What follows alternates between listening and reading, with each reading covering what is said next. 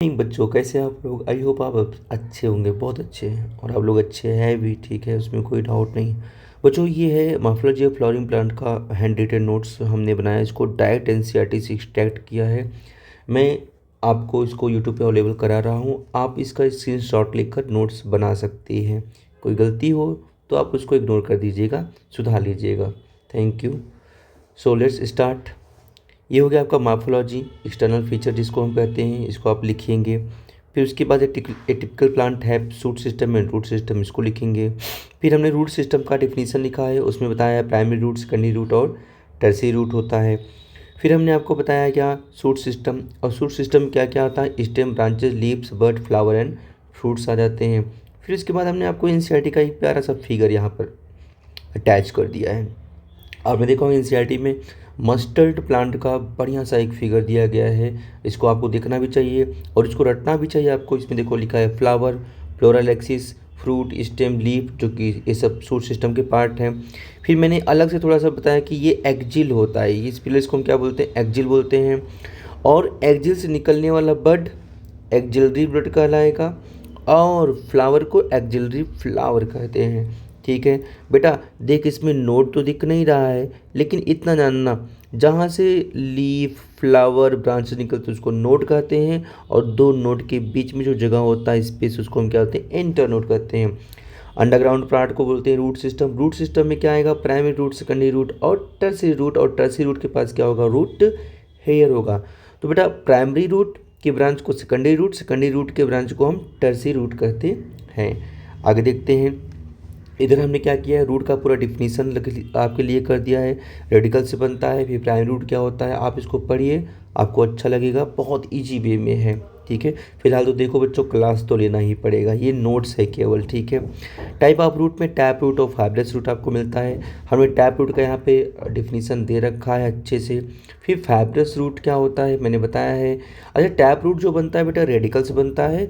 Fibrous root जो होता है, अगर टैप जो आपका प्राइमरी रूट होता है रेडिकल, वो थोड़े समय के बाद गायब हो जाता है, उसके स्थान पे जो रूट बनता है रिप्लेस करके जो बनता है उसे बोलते हैं फाइब्रस रूट। ये कहाँ से निकलेगा याद रखना, यहाँ पे मैंने लिख दिया है, base of the stem, stem के बेस से निकलेगा। एग्जाम्पल यहाँ पर लिखा गया है, मोस्ट ऑफ द मोनोकॉटिलेडनस प्लांट, जैसे कि व्हीट में। आगे मैं एक फोटो यहाँ पे पेस्ट किया हूँ। फिर आता है बेटा एडवेंटिशियस रूट, जो भी root other than basal part से निकलेगा बेटा, उन सबको एडवेंटिशियस रूट बोलते हैं। जैसे आप ग्रासेस, मोन्स्टेरा और बनियान ट्री में देख सकते हैं। फिलहाल इसमें यहाँ पे टैप रूट, ये रहा फाइब्रस रूट, ये रहा एडवेंटिशियस रूट। हाँ, ये देखो एक फिगर है, ये मोन्स्टेरा है। बच्चों आपके एनसीईआरटी में साफ साफ दिया गया है क्या, मोन्स्टेरा, तो ये बेटा मोन्स्टेरा हो जाएगा, इसको देखना। अच्छा, आप मनी प्लांट भी देखा होगा, किस प्रकार से यहाँ पे वो रूट बनाता है, अलग से रूट बनाता है एंकरेज के लिए, ताकि वो वहाँ पर अच्छे से अपने आप को फिट कर सके।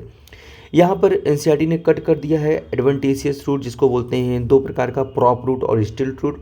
आप देखिए, आपने गन्ना देखा होगा, आपने मक्का देखा होगा, उसमें ऐसा रूट होता है, इसको बोलते हैं हम लोग स्टिल्ट रूट।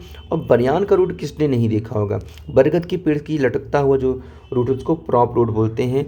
यहाँ फंक्शन ऑफ रूट बताया गया है, absorption, proper anchorage, storage of food और synthesis of plant growth regulator. याद रखना, रूट हार्मोन्स को फॉर्म करता है, रूट फाइटो हार्मोन्स बनाता है।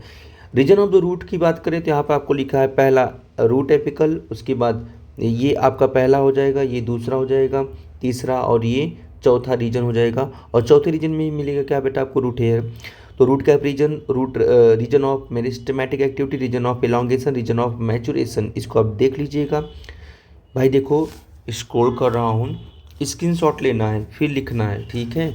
फिर रूट कैप क्या होता है मैंने बताया था, मैं बता रखा हूँ यहाँ पर क्या है, thimble like structure root cap कहते हैं। रूट कैप ना बाकी नीचे जो सेल होती है, टिश्यू होती है, उसको बचाती है, सुरक्षा देती हैं।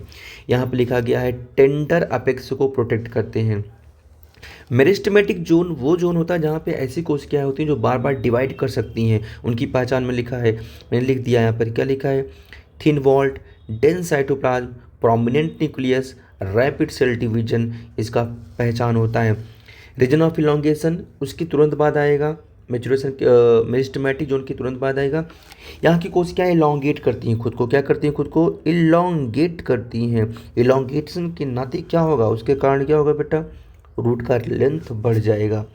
फिर आता है रीजन ऑफ मैचुरेशन, यहाँ पर सेल्स मेच्योर हो चुकी हैं, यहाँ पे ने अलग से लिखा है डिफ्रेंसिएशन एंड मैचुरेशन हो जाएगा। और यहीं पर बेटा आपको मिलेगा क्या, fine delicate thread like structure जिसको रूट हेयर कहते हैं। इनका काम क्या होता है, absorption of water and minerals from the soil. उसके बाद आता है द स्टेम। स्टेम को हम क्या बोलते हैं, ascending part of the leaf, ascending part of the axis जो बियर करता है, क्या बियर करेगा, branch bud leaf flower fruit is called as stem. कहाँ से बनता है बेटा, याद रखना प्ल्यूम्यूल बने, कहाँ से बनेगा, प्ल्यूम्यूल। आपको ऐड करना है तो प्ल्यूम्यूल ऑफ जर्मिनेटिंग सीड कर दोगे तो कोई दिक्कत आपको नहीं है। जब जर्मिनेट करता है सीड तो जर्मिनेटिंग सीड, तो सबसे पहले तो बेटा वो बनाता है रेडिकल, उसके बाद बनाता है बेटा प्ल्यूम्यूल। फंक्शन भी मैंने यहाँ पर लिख दिया है। अब इसके बाद है लीफ, हम आपको जल्दी से जल्दी इसको भी अवेलेबल कराएंगे। Okay, thank you. अगर आप चाहते हो कि आपको सारे बुक का 11 12 सब का नोट्स अवेलेबल हो तो प्लीज़ मेरे चैनल को सब्सक्राइब करो, बेल आइकन जरूर दबाओ बेटा, ताकि आपको नेक्स्ट टाइम वीडियो अपलोड करूं यानी नोट्स अपलोड करूं तो आपको तुरंत अवेलेबल हो जाए। ओके, और बच्चों प्लीज़ रिक्वेस्ट है share with your friends students. Okay, thank you very much.